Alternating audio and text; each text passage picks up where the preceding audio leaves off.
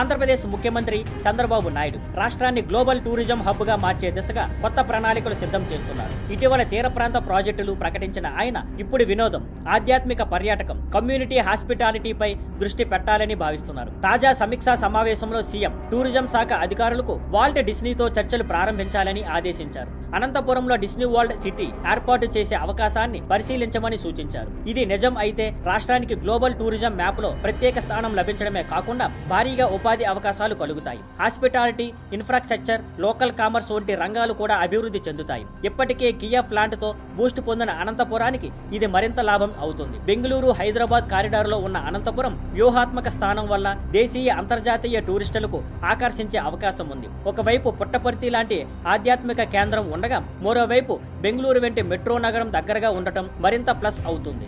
అదే సమయంలో సీఎం స్థానిక స్థాయి పర్యాటక అనుభవాలను బలోపేతం చేయడం పైన దృష్టి పెట్టారు. రాష్ట్రంలోని ఆధ్యాత్మిక పర్యాటక కేంద్రాల్లో హోమ్ స్టేలను ప్రోత్సహించాలని అధికారులకు సూచించారు. తిరుపతి, శ్రీశైలం నుండి మచిలీపట్నం, విశాఖపట్నం వంటి తీర ప్రాంత వారసత్వ పట్టణాల వరకు హోమ్ స్టేలు సందర్శకులను స్థానిక అనుభవాన్ని ఇస్తాయి. ఇది ఇళ్లకు సుస్థిరమైన ఆదాయం కూడా కలిగిస్తుంది. కేరళలో ఇది విజయవంతమైన మోడల్ అని ఆయన గుర్తు చేశారు. మొత్తానికి ఒకవైపు డిస్నీ లాంటి గ్లోబల్ కంపెనీలను తీసుకొచ్చి ఎంటర్టైన్మెంట్ రంగంలో పెద్ద ప్రాజెక్టులు చేయించడం, మరోవైపు స్థానిక ప్రజలను టూరిజం ఆర్థిక వ్యవస్థల భాగస్వాములు చేయడం, ఈ రెండు వైపులా చంద్రబాబు వ్యూహం స్పష్టంగా కనిపిస్తోంది. ఈ ప్రాజెక్టు విజయవంతమైతే కియా ప్లాంట్ తర్వాత అనంతపురానికి మరో పెద్ద అప్గ్రేడ్ గా నిలుస్తుంది. అలాగే హోమ్ స్టే మోడల్ వల్ల ఆంధ్రప్రదేశ్ మరింత ప్రజా ఆధారిత పర్యాటక రాష్ట్రంగా మారే అవకాశం ఉంది.